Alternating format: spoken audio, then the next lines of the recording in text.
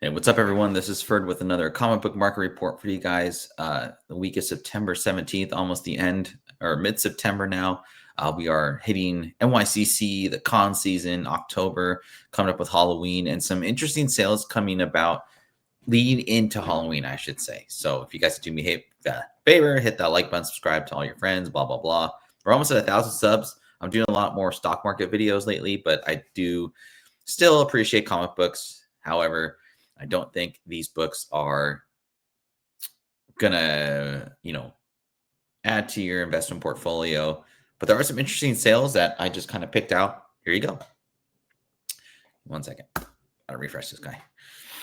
Okay. Technical problems, people. Okay. Cool.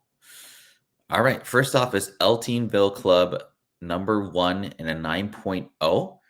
I thought this was a great sale. Classic Evan Dorkin goodness. If you guys don't know, this became, I think this was part of like Cartoon Network, but it's Eltingville, the show. It's kind of like a very, very big cult following. $200 for this Dark Horse book from 2014. So it's about 11 years old. Don't see this book come up very often. So that's why I picked it out of the rubble. But $200, I thought it was a solid sale for a 9.0 book. This is surely for someone who is just a fan of Eltingville, not so much a collector, or sorry, spec, whatever you want to call it. Just good old fashioned comic book collecting, and I'm here for it. Next up, Walking Dead #17 and a 9.8. This sold for $135. I didn't think there was no big news with Walking Dead. I mean, the show is basically over, and there was no first appearances in this book. I just know it's a low print run. So, just a solid, hey, a seller's probably like, I want to get $150 for this. I'll get 135.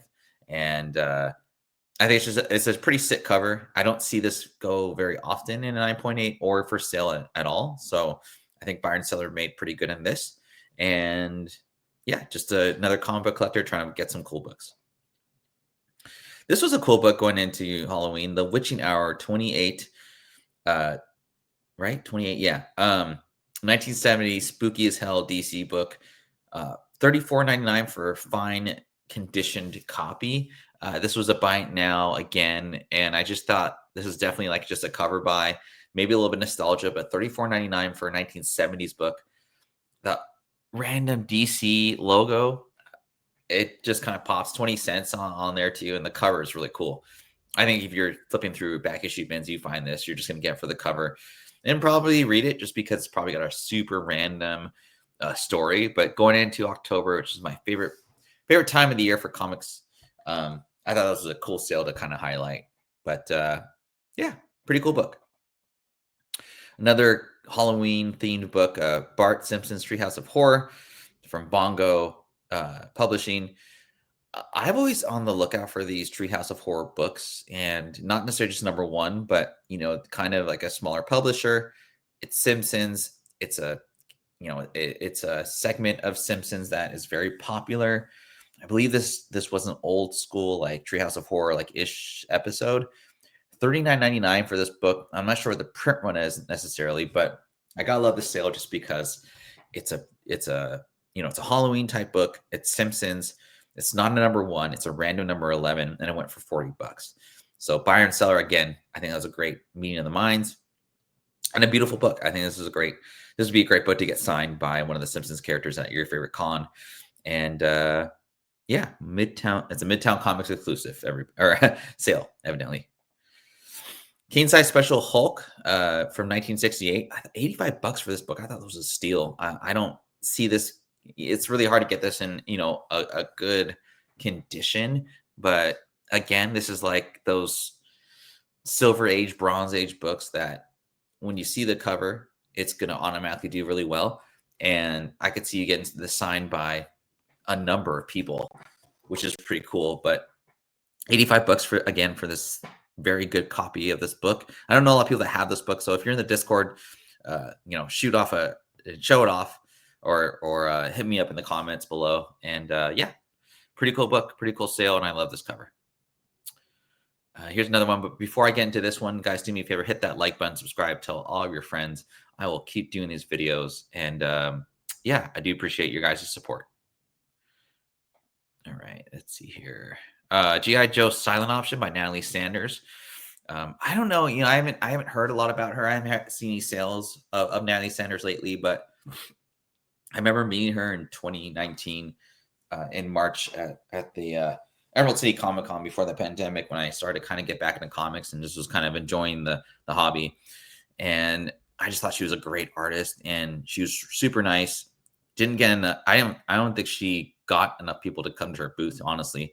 But $39.99 for this near mint copy, which is a great price.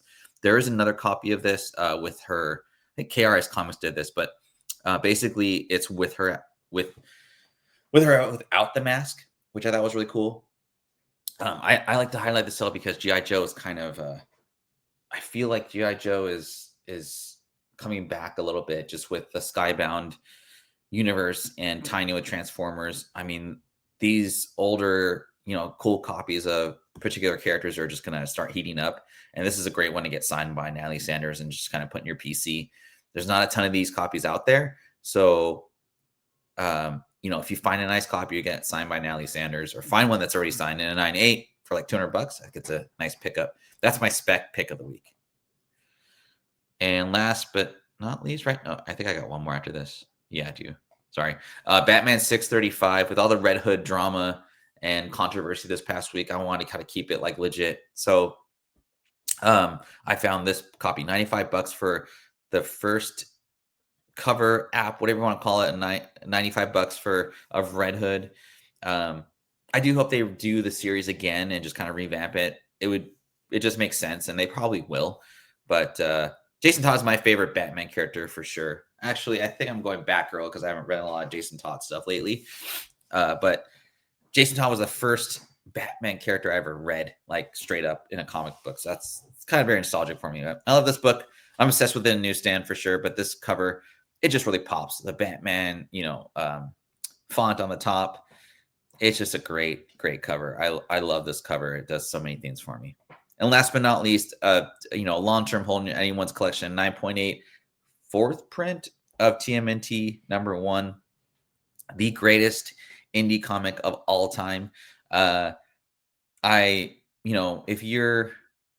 don't feel like this is like a bad investment if you can't get a third print, second or first, obviously, like in a high grade. 9.8 of the fourth print, it's color. You get this bad boy signed. I don't have this signed. I used to have this in 9.0. But 9.8 for $500 for arguably the greatest, independent character of all time, or team, whatever you want to call it. That's a steal for me. I'd buy this all day over a ratio $500 book, or First Appearance of a Villain for $500. That's not silver, Bronze Age. It's just a great book. I thought this was a great sale. If I sold this, I'd probably be a little disappointed. I want to get signed, but nonetheless, it's still pretty cool. All right, guys, that's your video for comic books this week. I hope you guys have a great week. It's hump day. Go out there and start shopping for some books, and I'll see you guys next time.